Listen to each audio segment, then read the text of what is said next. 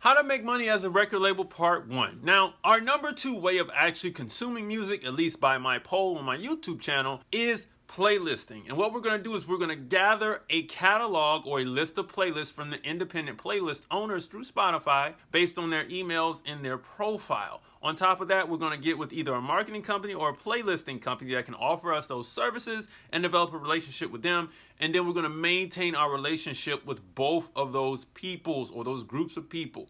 Okay? What this does is this allows our music to stay in the consumer market.